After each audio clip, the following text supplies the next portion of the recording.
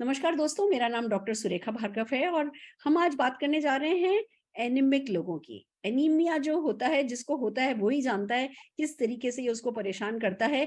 पर हमारे साथ इसी बीमारी पे बात करने के लिए और कैसे हम आपकी मदद कर सकते हैं, ये आपको बताने के लिए जुड़े हैं आयुर्वेदाचार्य doctor Ranveer. Doctor Ranveer, over to you.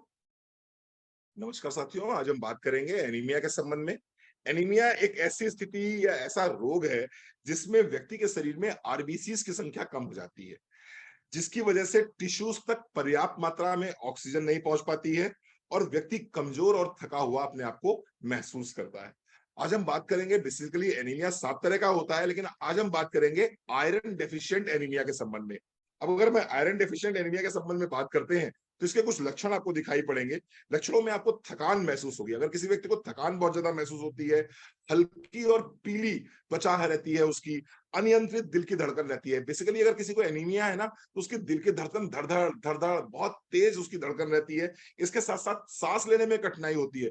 थोड़ा-सा भी सीढ़ी चढ़ गए, थोड़ा-सा भी चल लिए तो सांस फूलनी स्टार्ट हो जाती है, चक्कर आने स्टार्ट हो जाते हैं, कमर में दर्द बना रहता है, छाती में दर्द बना रहता है और हाथ-पैर ठंडे पड़ जाते हैं। अगर इस तरह की समस्या रहती है, तो निश्चित रूप से कोई व्यक्ति एनीमिक हो सकता है। सिर दर्द बना रहता है तो आप एनीमिक हो सकते हैं।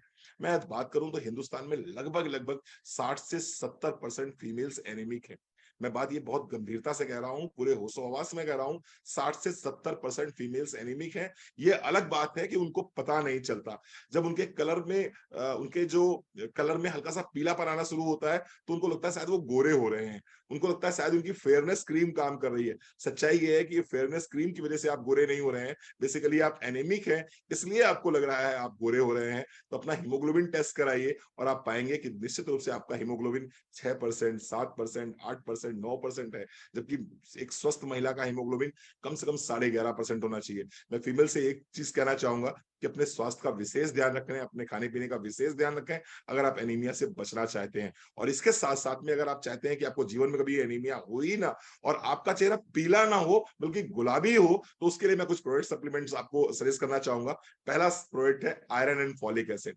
आयरन एंड फॉलिक एसिड एक टैबलेट दिन में एक बार भी ले सकते हैं और ज्यादा एनीमिक है आप तो दिन में 2 बार ले लीजिए। खाना खाने के बाद लीजिएगा।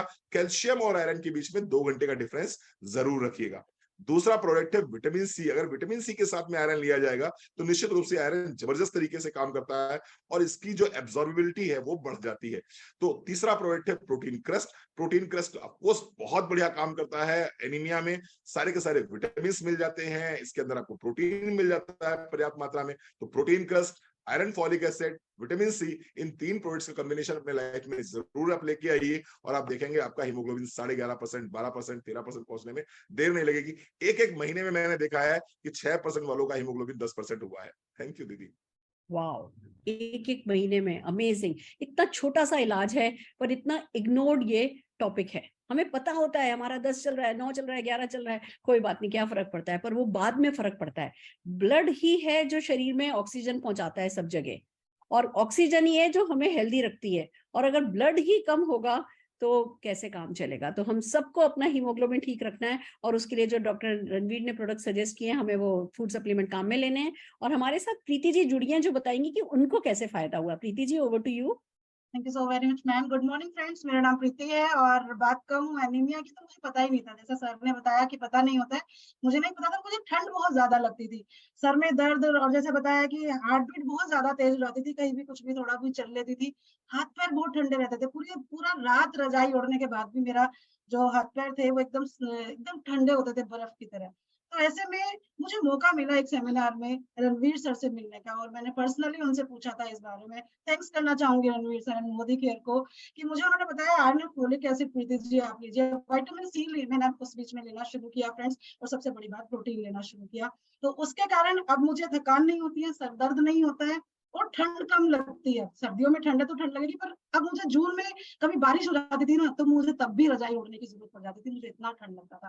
थैंक्स करना चाहूंगी मोदी केयर का, सप्लीमेंट्स का। Thank you so very much Sameer Modi ji, बहुत बहुत